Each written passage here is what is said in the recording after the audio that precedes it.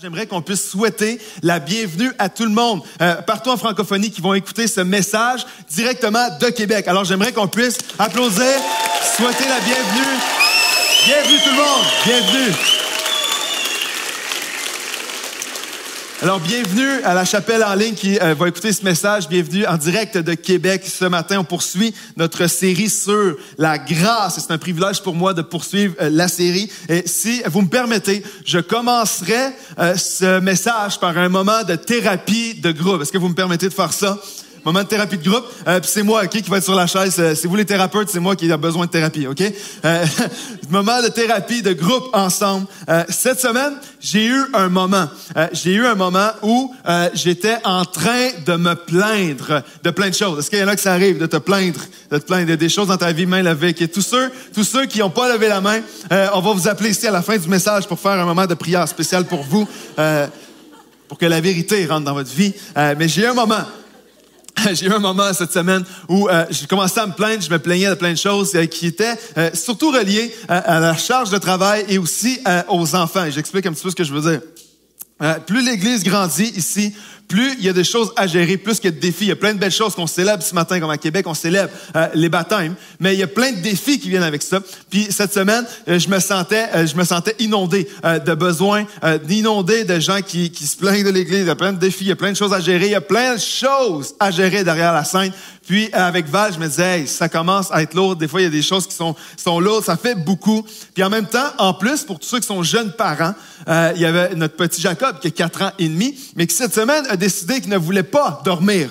C'était impossible pour lui de dormir. On ne pouvait pas le coucher. Incouchable le soir. Lorsqu'il réussissait à s'endormir de fatigue parce qu'il était plus capable de rester debout, il se réveillait plusieurs fois par nuit. Puis là, il nous demandait, « Papa, est-ce que je peux venir dormir dans votre chambre? » Non, Jacob. Papa, peux-tu venir me rabrier? Papa, peux-tu venir me coller? Et cette semaine, je me suis retrouvé dans un moment où j'étais avec Val et puis je me disais, hey, là, me semble, c'est beaucoup cette semaine. Et Jacob, je l'aime de tout mon cœur. Mais plus la semaine avançait, plus l'amour pour lui, je cherchais de plus en plus profondément. Parce que là, aller te coller, t'es beau, Jacob, tes yeux bleus marchent avec beaucoup de madame. Mais avec papa, il y a une limite à ça. Je dirais que Là, papa, il est fatigué, il a besoin de dormir. Puis alors que je me plaignais et que je me plaignais des choses qui sont super bonnes dans ma vie, c'est l'Église extraordinaire que Dieu m'appelle à servir, mais c'est aussi mes enfants. Val m'a arrêté. Et combien savent, chère Marie, si t'es fiancée, si t'as une blonde, tous les gars savent que Dieu peut parler à travers ta femme. Et là, j'entends des amens féminins. J'aurais dû entendre beaucoup d'amens masculins. Si vous voulez gagner des points cette semaine, les gars, vous êtes manqué une belle occasion. Il faut se réveiller, il est 11h, le café est supposé être rentré. Dieu peut parler à travers nos femmes. Et Val m'a arrêté, elle m'a dit, mon amour, tout ce que tu viens de m'énumérer là, c'est vrai. Ces choses-là, c'est vrai que ça peut mettre de la pression. Mais tout ce que tu viens de nommer, c'est probablement les plus grandes bénédictions que tu as dans ta vie. Toutes ces choses-là sur lesquelles cette semaine, tu trouves ça lourd ou tu chiales, toutes ces choses-là sont probablement dans les plus grandes grâces et faveurs de Dieu dans ta vie. Et alors que Val me disait ça, là, j'étais impacté, un peu insulté, j'avais envie qu'elle me réconforte, qu'elle me flotte un peu dans le sens du poil, mais non. Elle dit non, tout ce que tu dis là, mon amour, c'est toutes des choses avec lesquelles Dieu te bénit vraiment. C'est pas des sujets de chiolage, c'est des sujets de bénédiction. Puis, cette semaine, alors qu'on avait ça, Dieu est en train de me montrer à travers ma femme, à travers ces conversations-là, mais Dieu a utilisé ça vraiment pour m'arrêter cette semaine et me faire réaliser que tout ce que je pouvais trouver lourd parfois, tout ce que je pouvais trouver comme un sujet pour me plaindre, Dieu est en train de me montrer que c'était les sujets les plus grandes bénédictions, les plus grandes faveurs et sa grâce dans ma vie. Et j'ai vraiment eu un moment cette semaine, j'ai vraiment eu un moment tout seul où j'ai juste commencé à remercier Dieu pour tout ce qu'il mettait dans ma vie. Alors que moi, j'étais là à chialer. Je chialais sur des défis qui sont reliés à l'Église pendant 3-4 ans. On priait pour ça. On priait que Dieu vienne, que Dieu soit au milieu de cette Église, que Dieu vienne agir au milieu de cette Église. Puis là, alors qu'il le fait, je me retrouvais à chialer cette semaine. Et je me suis dit, Seigneur, merci. Merci pour la pression. Merci pour la charge de travail. Merci pour tout ce qui comporte cette Église parce que c'est ta main, c'est ta bénédiction. Ça veut dire qu'il y a des gens qui se tournent vers toi. Merci, Seigneur. Puis alors que je priais aussi, je disais, Seigneur, merci pour mes enfants. Merci pour Jacob qui ne dort pas. Donne-moi la force, renouvelle mes forces. Mais Seigneur, il y a des gens qui prient pour des enfants puis ils ne peuvent pas en avoir. puis mon petit gars est ici, puis il veut que j'aille le coller, puis je chiale. Seigneur, pardonne-moi et donne-moi un cœur pour apprécier ce que tu me donnes. Seigneur, ta grâce est sur ma vie, ta faveur est sur ma vie. Ma vie n'est pas parfaite, mais Seigneur, je ne veux pas que ce soit un sujet où je vais chialer. Je veux que ce soit un sujet que je vais te bénir parce que c'est ta grâce qui me donne tout ça. Et sais-tu qu'est-ce qui est arrivé alors que j'ai commencé à juste remercier Dieu, à rendre grâce à Dieu pour tout ça. Alors que j'ai commencé juste à louer Dieu pour ce qu'il mettait dans ma vie, pour l'Église, pour les charges, pour la famille, pour le travail, pour Jacob, pour Emma, pour ma femme. Alors que j'ai juste commencé à remercier Dieu, l'atmosphère de mon cœur a complètement changé. Alors que ma semaine était partie sur une track qui était vraiment, je chiale, Dieu m'a complètement amené ailleurs cette semaine où j'étais juste reconnaissant. L'atmosphère de mon cœur a changé, l'atmosphère de mes pensées a changé, ma perspective sur tout ça a complètement changé. La seconde que j'ai commencé juste à remercier Dieu pour tout ça. Et il y a une clé profonde là-dedans pour chacun de nous, de commencer à regarder à nos vies et juste commencer à dire, Seigneur, je veux te louer. Pas parce que ma vie est parfaite, mais je veux te louer pour ce qui est dans ma vie. C'est fascinant pour moi cette semaine alors que Dieu me parlait sur la louange, la reconnaissance. C'est fascinant alors qu'on est dans une série sur la grâce, de trouver le lien extrêmement serré entre la grâce de Dieu et la reconnaissance. Il y a un lien direct dans la Bible entre la grâce que Dieu a envers nous et l'appel que Dieu a pour nous de le louer en retour. Il y a un lien direct, et je ne veux pas t'endormir longtemps avec ça ce matin, mais dans les mots grecs, l'étymologie des mots reconnaissance et louange et grâce. Si vous prenez reconnaissance précisément et le mot grâce, vous allez trouver que c'est souvent des mots qui sont interchangeables dans la Bible. Si vous prenez le mot grâce, par exemple, vous allez trouver le mot grec dans le langage original où la Bible a été écrite, c'est le mot charis. Tout le monde dit charis à trois. OK? 1, 2, 3. Charis. Parfait. Vous apprenez du grec ce matin. C'est vraiment génial. Vous ne pourrez pas dire que vous n'avez rien appris à l'Église. C'est le mot charis. Il apparaît plus de 150 fois dans le Nouveau Testament. Presque à toutes les fois que dans votre Bible, vous allez lire le mot grâce, c'est le mot charis qui est là. Mais il y a des endroits dans la Bible où ce que vous allez trouver le mot reconnaissance qui est aussi le mot charis. Et c'est vraiment particulier. Je vous donne un exemple. Dans 1 Corinthiens 1, verset 4, l'apôtre Paul écrit une lettre à l'église qui est là-bas. Et voici ce qu'il va dire. Je dis constamment à mon Dieu, toute ma reconnaissance à votre sujet pour la grâce de Dieu et qui vous a été accordée en Jésus-Christ. Mais dans le langage original, vous auriez lu ceci. Je dis constamment à mon Dieu, tout mon charis à votre sujet pour la charis de Dieu qui vous a été accordée en Jésus-Christ. Le mot reconnaissance et le mot grâce sont vraiment liés dans le langage original. Vous allez trouver par exemple des mots comme eucharistos ou eucharistéo, qui sont des racines du mot charis, qui veulent dire être reconnaissant ou remercier. Alors, il y a vraiment un lien dans le cœur de Dieu entre la grâce et la reconnaissance et la louange. Par exemple, on s'en rend même pas compte. Mais par exemple, si vous priez avant de manger, parfois, on va dire qu'on va rendre grâce. On s'en rend pas compte, mais lorsqu'on dit rendre grâce, c'est littéralement comme si Dieu nous a accordé sa grâce de pouvoir manger ensemble. Et rendre grâce, c'est comme de redonner à Dieu la reconnaissance pour ce qu'il nous a donné. Rendre grâce. Et Paul va parler comme ça lorsque la reconnaissance, c'est littéralement comme une réponse ou un écho de la grâce de Dieu. Il y a un auteur qui a dit ceci. La louange et la reconnaissance sont l'écho de la grâce de Dieu. Et ce qu'il voulait dire comme ça veut dire que la grâce de Dieu est tellement sur nos vies. Dieu a toujours sa grâce sur nous. Et la réponse de sa grâce vers nous, c'est la louange. Ce qui devrait revenir à Dieu lorsque sa grâce est dans nos vies, ce qui devrait revenir à lui, c'est notre reconnaissance et notre louange. L'écho de sa grâce, c'est notre louange et notre reconnaissance. La grâce, c'est l'amour, c'est le pardon, c'est l'action de Dieu vers nous. Mais la reconnaissance, la louange et l'action de grâce, c'est notre réponse à sa grâce vers lui. Alors, il y a un lien direct entre la grâce et la reconnaissance. Et le titre du message de ce matin, c'est l'écho de la grâce. L'écho de la grâce. Et ce matin, on va regarder à deux personnages de la Bible qui vont agir comme deux profs, deux enseignants. Ce matin, le premier prof, c'est Moïse, et le deuxième prof, c'est un roi qui s'appelait Josaphat, qui vont nous apprendre comment répondre à la grâce de Dieu, parce que Dieu il manifeste sa grâce envers nous chaque jour. Chacun d'entre nous, on marche dans sa grâce. Tout ce qu'on a est par grâce. Et Moïse et Josaphat vont nous apprendre à comment faire pour redonner la louange à sa grâce. Vous êtes prêts ce matin? On fonce ensemble. La première pensée, le premier prof, c'est Moïse ce matin. Et Moïse va nous apprendre à être reconnaissant ou à louer Dieu pour ce qu'il a fait. Pour ce qu'il a déjà fait. Pour louer ce qu'il a fait. Voici un texte, on va être dans Deutéronome chapitre 8. Si tu as une Bible, tu peux y aller. Si tu n'as pas de Bible, tout apparaît sur l'écran derrière moi. Dans Deutéronome chapitre 8, voici le contexte. Le peuple est en train de sortir du désert, qui sont là depuis très longtemps. Ils s'apprêtent à rentrer. Ils rentrent dans la terre promise. Et alors qu'ils rentrent dans la terre promise, ils vont bénéficier d'abondance comme ils n'ont jamais eu.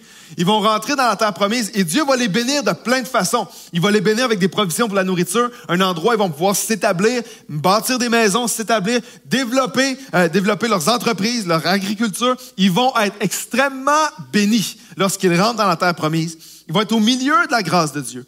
Mais Moïse va les arrêter dans Deutéronome 8. Il va leur dire, lorsque vous allez bénéficier de ça, lorsque vous allez marcher dans toute la faveur et la grâce de Dieu qu'il y a pour vous dans cette terre-là, arrêtez-vous pour le remercier.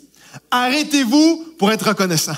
Arrêtez-vous pour le louer pour ce qu'il va faire pour vous, pour ce qu'il a fait. Dans Deutéronome, chapitre 8, verset 10, regardez ce que Moïse va dire. Et c'est un texte qui a été écrit il y a des milliers d'années pour un autre peuple que nous, mais je vous dis que c'est applicable à 100% à nous aujourd'hui en 2022. Dans Deutéronome 8, verset 10, il va dire ceci. Lorsque tu mangeras à satiété, lorsque tu vas être plein, lorsque tu vas manger et tu n'es plus capable, comme le temps des fêtes qui arrive, là, lorsque vous allez manger, vous n'êtes plus capable. Voici ce que tu vas faire.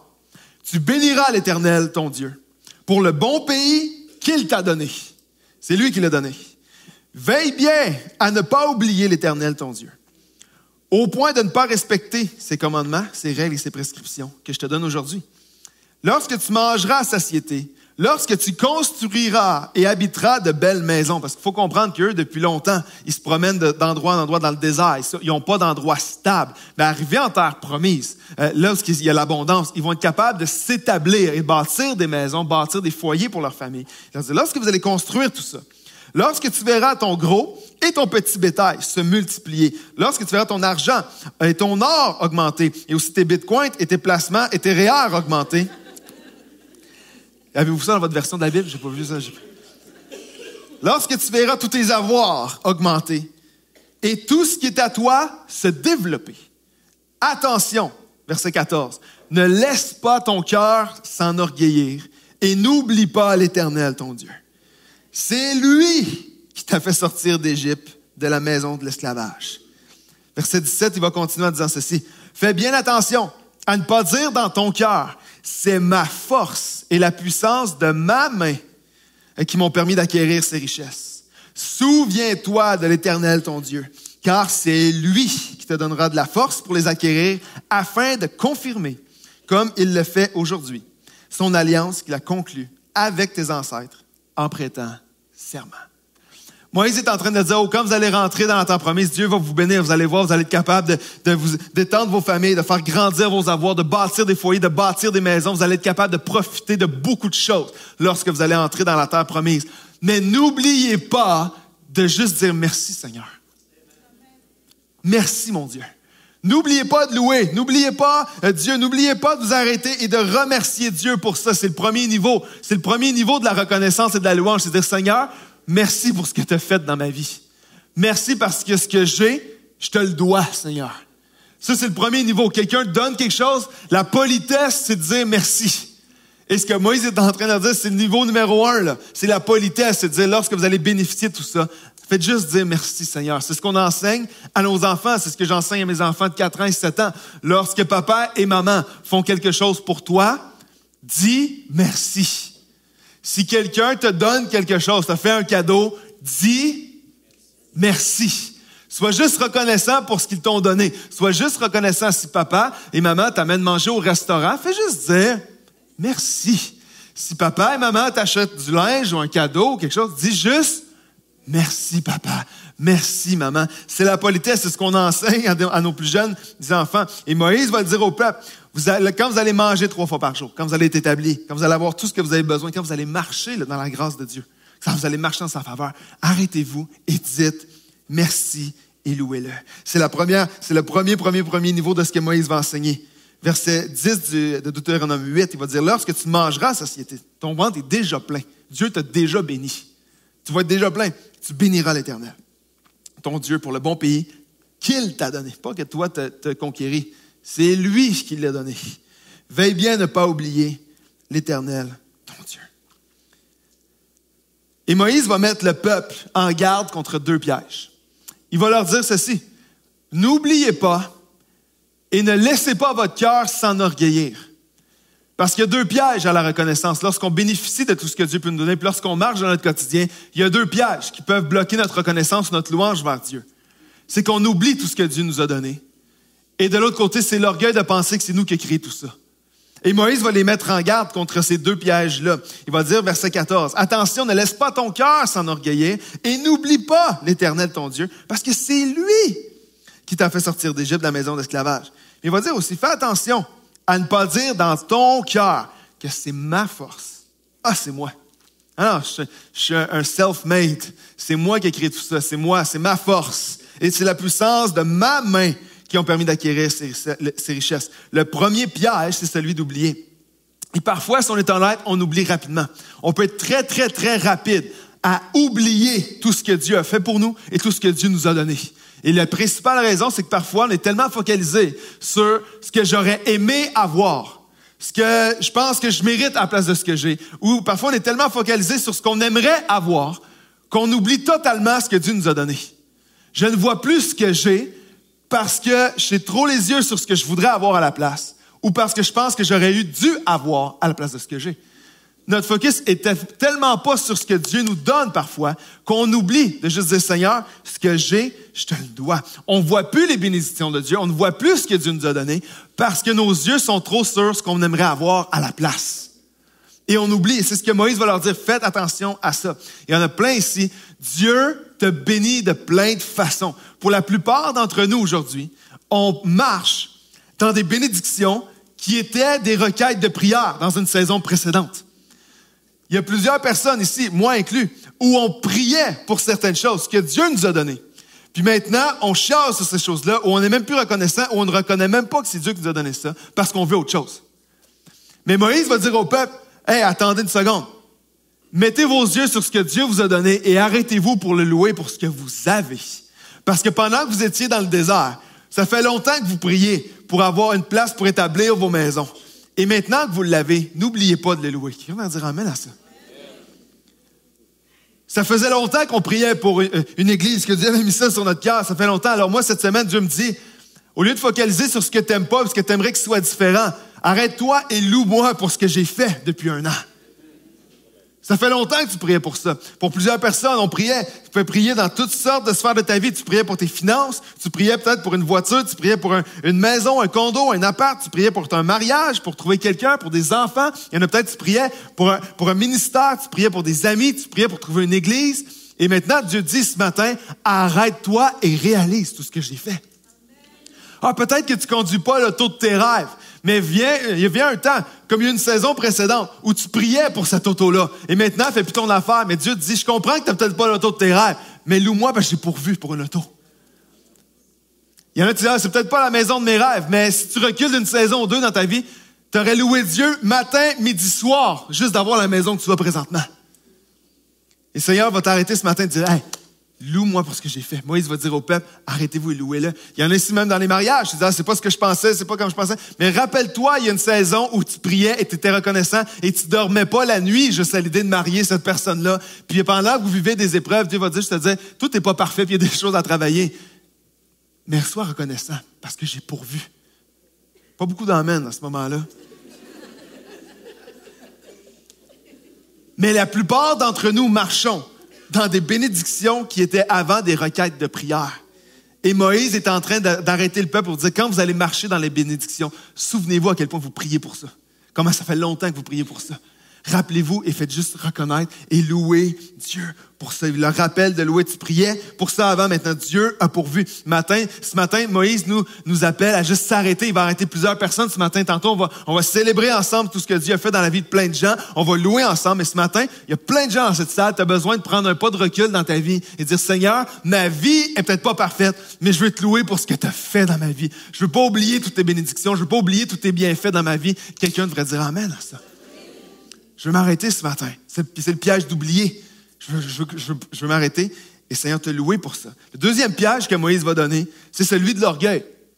On va dire, il y en a qui vont oublier, mais il y en a qui ça va être l'orgueil de penser que tout ce que tu as accumulé, tout ce que tu as accompli, tout ce que tu as fait, c'est à cause de toi. Moïse est en train de dire, il y en a ici, vous allez penser que parce que vous allez bâtir des belles maisons, parce que vous allez bénéficier de votre troupeau qui va grandir, de vos récoltes qui vont s'agrandir, de votre avoir qui va s'agrandir, vous allez penser que c'est votre main qui a créé tout ça. Mais Moïse va leur dire, faites attention de ne pas penser que c'est vous qui avez créé tout ça, c'est Dieu qui vous l'a accordé. Jacob aime beaucoup les Legos. Mon petit garçon, Jacob, aime énormément les Legos. Et récemment, il a acheté un bonhomme, un super-héros en Lego qu'il faut assembler, évidemment.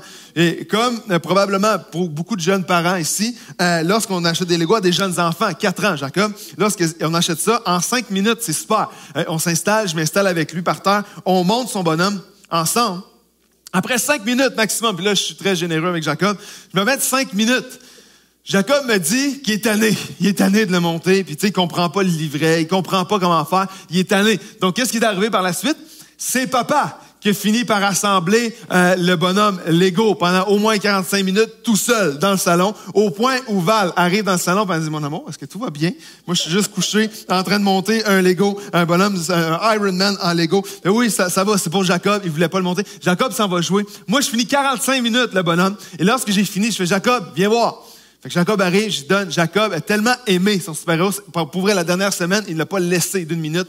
Mais ce que Jacob a fait, lorsque je lui ai donné le bonhomme, il y a une leçon profonde là-dedans. Parce que lorsque je lui ai donné, Jacob prend ça et il va voir ses amis. Il jouait dehors avec ses amis. Et lorsqu'il arrive dehors, Jacob va faire, « Hey, regardez mon super-héros que j'ai fait! »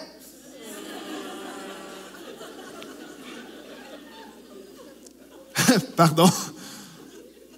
Jacob a 4 ans, mais ça a tout pris en moi pour ne pas sortir à l'extérieur et voir tous ses amis de maternelle en leur disant, je m'excuse les amis, je vais juste vous expliquer ce qui vient de se passer ici. Ça ici, c'est vrai que c'est à Jacob, mais c'est pas lui qui l'a assemblé, c'est moi qui l'a assemblé. C'est moi aussi qui l'a payé, son jouet, OK? Fait que quand Jacob vient vous voir, regardez mon jouet que j'ai fait, il devrait dire, regardez le jouet que mon père a acheté et assemblé qu'il m'a donné. C'est ça qu'il devrait dire, juste pour que vous sachiez, les amis, vous pouvez continuer à jouer, c'est comme ça.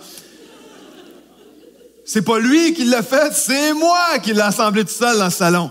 Et je ne laisserai pas Emma s'en tirer aussi facilement dans ce message, parce que j'ai une autre leçon à l'intérieur de ça. Emma, si vous voulez avoir Emma, vous allez l'avoir avec un joyeux festin du McDo, vous pouvez acheter n'importe quoi. Si vous voulez avoir, Emma doit faire quelque chose pour vous, un joyeux festin, elle va faire n'importe quoi. Fait qu'on arrive, on va au McDo.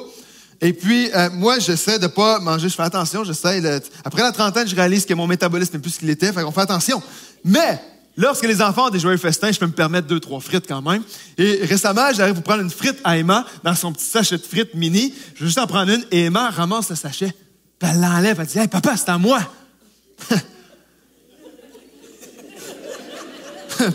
Pardon. Emma, tes frites dans ta boîte de joyeux festin avec tes croquettes et ton jus, c'est qui l'a payé? C'est papa qui l'a payé. La voiture dans laquelle on s'est déplacé pour venir jusqu'au McDonald's, c'est à qui tu penses? C'est papa. C'est à papa. Le gaz qui va dedans, qui coûte le double de ce qu'il coûtait il y a 5 ans, c'est qui l'a payé? C'est papa aussi. Le linge que tu as sur le dos qui te permet d'être vêtu au McDonald's, c'est qui l'a payé? C'est papa. Fait que si papa veut une frite de ton joyeux festin, tu vas dire, papa, avec plaisir. Tu prends là. Papa, t'en veux-tu 2? Ça, Emma, c'est ce que tu devrais dire, parce que c'est pas tes frites, c'est les miennes que je te laisse manger gratuitement, avec plaisir. Et du petit Iron Man en Lego jusqu'aux frites du McDo, Emma et Jacob vont à comprendre que tout ce qu'ils ont vient de leur père. C'est votre père qui a payé pour ça. C'est votre père qui fait en sorte que vous pouvez les avoir. Et si votre père vous demande une frite, vous dites oui avec plaisir, t'en veux-tu 2? C'est ce que vous devriez faire. Amen. Tous les parents disent amen. Je veux rappeler à quelqu'un ce matin que tout ce qu'on a, on le doit à notre Père. Tout ce que j'ai lui appartient. Tout ce que j'ai, je lui dois. Je lui dois tout ce que j'ai. Puis je le sais. Je sais que vous êtes travaillant. Je sais que vous travaillez fort. Je sais que vous êtes responsable. Je sais que vous êtes diligent, vigilant. Vous faites bien les choses. Vous travaillez pour gagner votre vie. Vous travaillez fort. Et ça, Dieu ne le met pas de côté. Je ne le mets pas de côté. Mais j'aimerais juste nous rappeler que c'est Dieu qui nous donne la capacité de pouvoir travailler comme ça. C'est Dieu qui nous donne la capacité physique, intellectuelle de travailler, de gagner nos vies. Tout ce qu'on a, oui, on a une part. Mais Dieu, par-dessus notre part, a une plus grande part. Et j'aimerais dire que c'est à Dieu qu'on doit tout. C'est Dieu qui nous donne la capacité de travailler. C'est Dieu qui nous donne la capacité de respirer. C'est Dieu qui te donne la capacité d'être en santé en ce moment. Parce qu'il y a plein de gens, comme des gens, même cette semaine, dans l'Église, qui sont pas en santé, qui sont pas ici avec nous parce qu'ils sont à l'hôpital. C'est Dieu qui te permet d'être en santé. C'est Dieu qui te permet d'avoir les dons et talents qu'il t'a donnés pour gagner ta vie dans le secteur que tu travailles. C'est Dieu qui te donne la capacité. C'est Dieu. En voulez-vous d'autres? Je peux continuer comme ça. C'est Dieu qui t'a placé là où tu es. C'est Dieu qui t'a placé dans une famille, dans des circonstances. C'est peut-être pas parfait. Mais si tu te compares à la très grande majorité de la population mondiale, tu es probablement venu au monde dans des circonstances favorables pour gagner ta vie, d'être dans le confort dans lequel tu es. C'est Dieu qui t'a placé là. C'est Dieu qui met les opportunités devant toi. C'est Dieu qui va ouvrir des portes devant toi. C'est Dieu qui t'a protégé quand tu t'en rendais même pas compte. C'est lui qui t'a protégé. Puis des fois, tu pensais que c'était juste une porte qui se fermait. Non, c'est Dieu qui te protégeait. Qui te protégeait des relations qui étaient peut-être toxiques pour toi, qui te protégeait d'une job qui n'était pas la bonne pour toi. Dieu te protégeait sans que tu t'en rendes compte. Dieu t'a dirigé. C'est Dieu qui t'a dirigé, qui t'a équipé. Et Moïse va dire au peuple, ne pensez pas que c'est juste votre main qui a créé ça. Pensez à Dieu, c'est lui qui vous a dirigé et qui vous a amené jusque-là. Et c'est la même chose jusqu'à nous aujourd'hui. Je veux dire, Seigneur, oui, je travaille, oui, j'ai ma part de responsabilité. Seigneur, merci. Merci pour mes capacités que tu me donnes. Merci pour l'environnement que tu me donnes. Merci pour mes relations. Merci pour ma job. Merci pour tout ce que tu me donnes. Mais je veux reconnaître que c'est ta main sur ma vie qui crée tout ça. Et c'est ce que Moïse enseigne au peuple. Cette semaine, j'avais un appel, un Zoom avec quelques pasteurs qui sont en France, des pasteurs amis. On était un petit groupe de pasteurs qu'on se parlait lundi dernier sur Zoom. Puis on parlait de la réalité du ministère. Puis c'était frappant pour moi parce que la plupart d'entre eux étaient déjà pasteurs avant que nous. On démarre l'Église ici à Québec. Puis c'est des pasteurs que je connais depuis quelques temps. Mais ils me racontaient à quel point leur Église, elle est méconnaissable pour la plupart après la COVID. Après la pandémie, il dit, cette année, l'année dernière, ça a été une année là, de réajustement majeur parce que lorsque les portes se sont réouvertes de l'Église, il n'y a plus rien qui était pareil. Il n'y a plus rien qui était comme avant. Il fallait réajuster. Les réalités étaient différentes. Notre contexte avait changé. Les gens avaient changé. Les gens n'étaient plus là. Il y a des gens qui sont ajoutés. Il y a des gens qui sont partis. Il y a toutes sortes de mouvements. Puis il m'expliquait juste à quel point c'était beaucoup plus difficile. Même dans le Zoom, c'était frappant parce qu'il y avait 2 pasteurs qui étaient là, que leur Église a même fermé pendant la COVID. C'est une réalité. C'est une réalité qui a un monde francophone, anglophone. C'est une réalité. C'est des choses qui sont arrivées. Puis on parlait ensemble de tout ce qui s'avait changé de la pandémie. Puis vers la fin de l'appel, lorsqu'on échangeait sur le ministère, puis on échangeait sur les réalités d'église, puis là, eux voyaient qu'encore une fois, ce dimanche, on célèbre des baptêmes. Il y en a un qui me pose la question, comment vous avez fait à Québec? Puis j'étais dans un moment là, de profonde humilité. Parce que sur mon écran, c'est tous des pasteurs qui sont aussi travaillants que moi. C'est tous des pasteurs qui sont aussi travaillants que n'importe qui dans l'équipe, qui sont des bergers pour des gens, qui aiment profondément les gens, des pasteurs qui sont fidèles. Honnêtement, tous les gars qui étaient sur mon écran, c'est des gars que je considère comme des meilleurs bergers que moi. Là. J'ai encore des croûtes à manger pour être comme eux, avec le cœur pastoral. Puis ils demandaient qu'est-ce qu'on a fait à Québec pour qu'on arrive déjà à 2 réunions, qu'on fait des baptêmes encore. Puis savez-vous ce que j'avais juste à leur répondre? C'est la main de Dieu, c'est la grâce de Dieu. Je peux rien dire d'autre que c'est sa grâce. C'est sa grâce. On ne peut pas arriver, voici les 3 stratégies puis les 4 priorités qu'on a mis en place dans la dernière année. Il n'y a rien de ça. Ils le font partout ailleurs aussi. Puis Dieu nous rappelle, puis il rappelle à toute l'équipe, me rappelle à moi, puis à chaque personne du staff, puis à tous les leaders de cette église. Tout ce qu'on peut vivre ici, c'est sa grâce qui le permet. C'est pas personne d'autre, c'est pas à cause d'une personne, c'est pas à cause d'un nom d'église, c'est pas un logo d'église, c'est sa grâce qui permet ce qu'on vit. Et Moïse nous arrête encore une fois ce matin, il me disait, tout ce que vous vivez, pensez pas que c'est votre main qui a créé ça. C'est sa grâce sur nous. Tout ce que j'ai, c'est sa grâce. Et Moïse va leur dire, quand vous marchez dans les bénédictions, remerciez-le. Remerciez-le pour ce qu'il fait. Mais ça, c'est le premier niveau. C'est ce que Moïse va enseigner, le premier niveau de reconnaissance. L'écho de la grâce de Dieu qui est notre louange et reconnaissance. Le premier niveau, le niveau 1, c'est lorsque Dieu te bénit, dis merci. Dis Seigneur, je te loue. Je te loue pour ce que j'ai. Josaphat va faire un pas de plus. Josaphat va aller plus loin.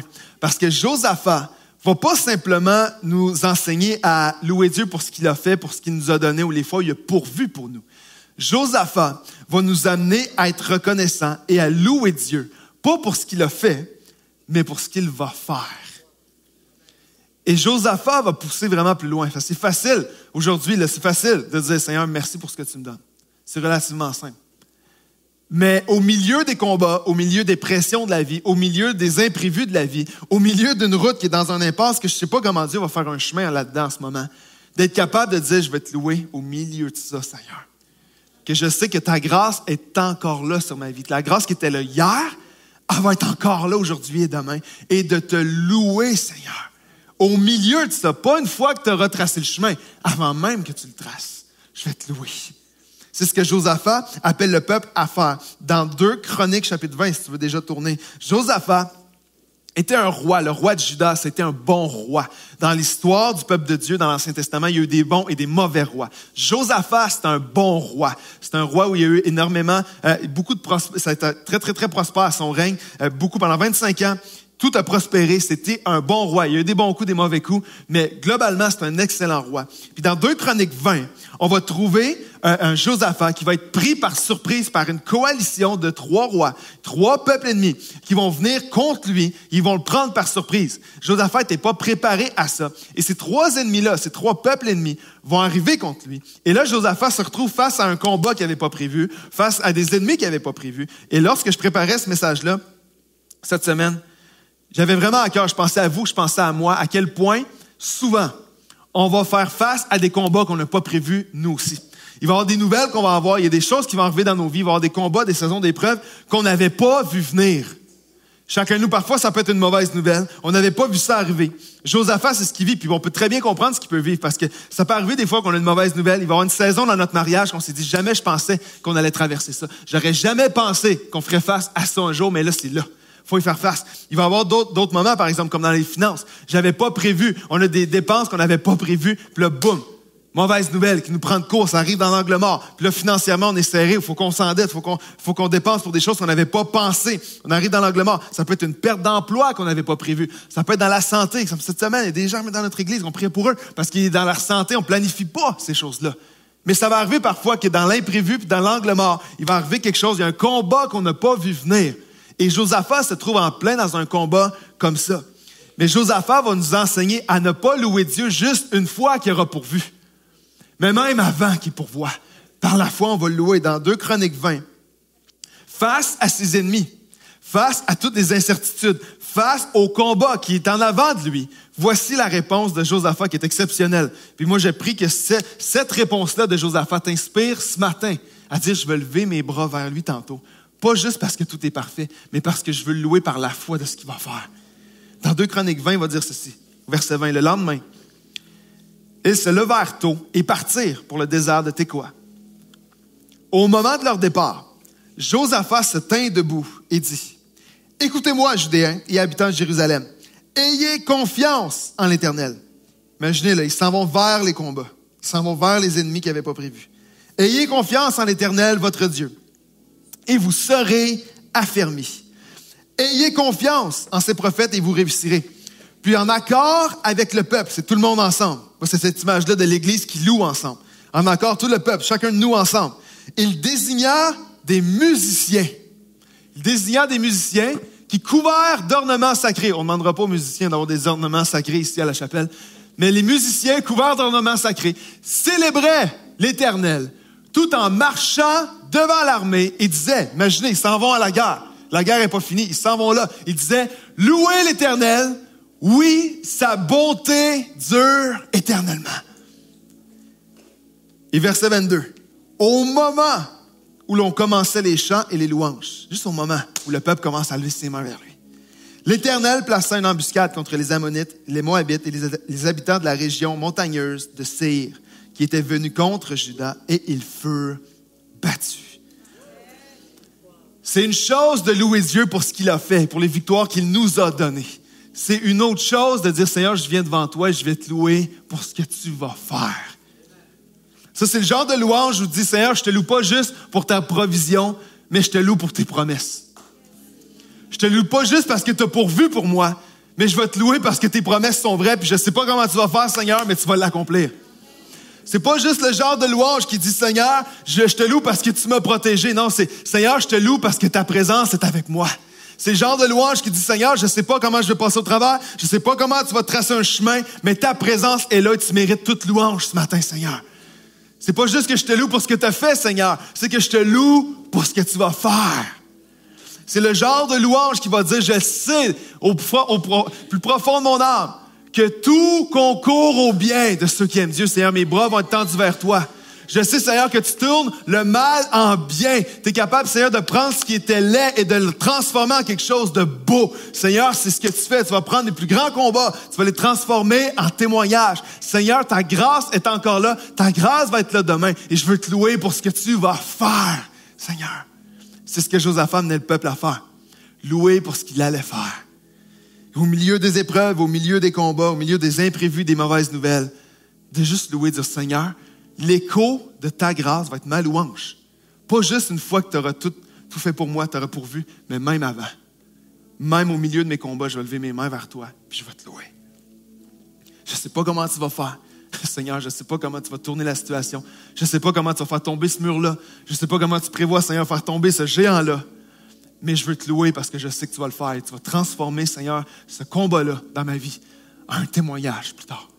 Et je veux te louer par la foi. Et je veux te louer d'avance en disant, Seigneur, tu vas le faire. Et je te loue parce que ta grâce est encore là. Vous savez, la louange, c'est pas un style de musique. Souvent, on a réduit la louange à un style de musique. J'aimerais te dire ce matin que la louange, c'est un style de vie. On vit nos vies comme ça. L'écho de la grâce de Dieu. C'est qu'alors que sa grâce était là hier, sa grâce va être là aujourd'hui, puis sa grâce va être là demain. Je dis, Seigneur, je vais te louer. C'est mon style de vie.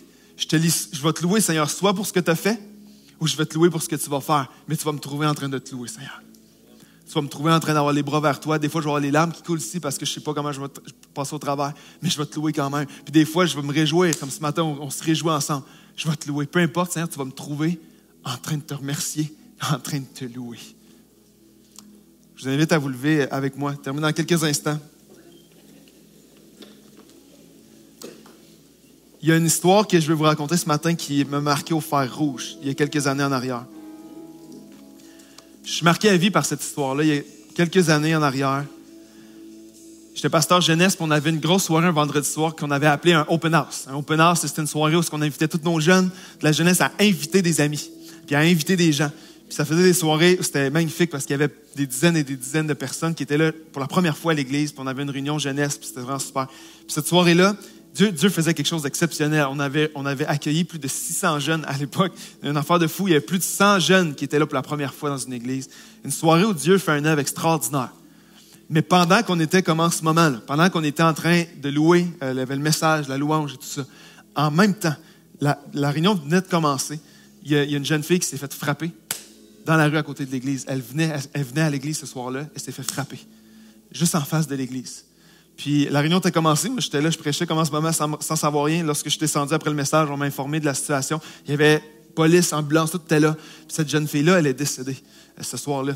C'était une fille qui était chrétienne, elle venait à la jeunesse, elle venait là. Mais elle juste frappée cette soirée-là. Le contraste entre ce que Dieu fait extraordinaire dans la salle, puis une épreuve sans nom là, qui se passait dans la rue à côté. Puis la famille était toute chrétienne sauf le papa. Elle avait 2 sœurs. La maman était croyante, venait à l'église, mais pas le papa. Puis, je vais toujours me rappeler au fer rouge de cette histoire-là parce que quelques semaines après l'accident, la maman était juste là, à peu près dans la 3e rangée, les 2 mains vers Dieu. Puis, je vous le dis, là, le staff, là, moi, tu peux faire le collège biblique, je peux étudier la théologie, je peux faire, mais ça, là, de voir quelqu'un louer Dieu dans des circonstances comme ça, ça valait 3 cours de théologie à l'université, là.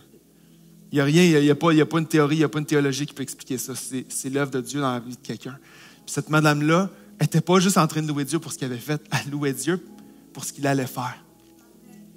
Les larmes, tout ça, puis tout le monde. Puis l'Église, on a pris soin d'elle. Puis elle nous racontait à l'Église qu'elle voulait qu'on prie pour son mari, que Dieu utilise ce drame-là pour l'amener vers lui. Mais vous comprenez que nous, quand ça s'est arrivé, le papa était déjà hostile à l'Église, ne voulait pas venir à l'Église du tout. On se disait, ce monsieur-là ne viendra Jamais. Sa fille qui perd la vie en venant à l'église. Jamais ce monsieur-là va vouloir mettre les pieds ici de sa vie. Puis de fil en aiguille, alors qu'on prenait soin de la famille, l'église était extraordinaire, prendre soin du couple, des enfants, de la famille, de toutes sortes de façons. Ce monsieur-là était tellement touché par l'amour des gens de l'église envers leur famille, qu'il quelques mois plus tard, il a décidé de venir à l'église pour la première fois. Imaginez, après des années, puis ça faisait plusieurs mois qu'il y a eu l'accident, puis il vient à l'église pour la première fois, puis il y a eu un processus où il est venu pendant plusieurs mois, jusqu'au jour où ce monsieur-là a donné sa vie à Dieu. Il a juste tellement été impacté par l'œuvre de Dieu en lui, l'œuvre de l'Église, puis juste touché par le message de grâce, d'amour, de restauration, de guérison. Touché par Dieu, donne sa vie à Dieu. Puis quelques semaines plus tard, j'ai eu le privilège, un des plus grands privilèges de mon ministère jusqu'à maintenant, avec un de mes collègues pasteurs de l'Église, on a eu le privilège de baptiser le papa ensemble.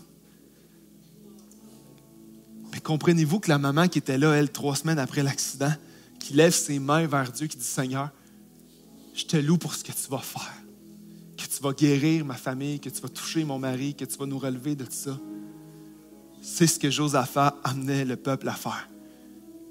Du milieu de ton épreuve, du milieu de ton combat en ce moment, du milieu de ce que tu vis en ce moment, Dieu t'appelle ce matin à dire « Seigneur, je veux lever mes mains vers toi, puis je ne sais pas comment tu vas faire, je ne sais pas comment tu vas guérir, je ne sais pas comment tu vas tracer ce chemin-là dans notre vie ou dans notre mariage, dans notre famille, mais Seigneur, tu vas tracer un chemin et je te loue pour ça. » Penchez la tête ensemble, fermez les yeux. J'ai envie vraiment de prier pour vous ce matin. J'ai à cœur vraiment de prier pour certaines personnes ce matin. Tu es ici ce matin. Peut-être que pour toi ce matin, le premier pas que Dieu t'appelle à faire, c'est de faire le pas de t'approcher de lui et de dire « Seigneur, je veux réaliser que tout ce que j'ai, je te le dois, Seigneur.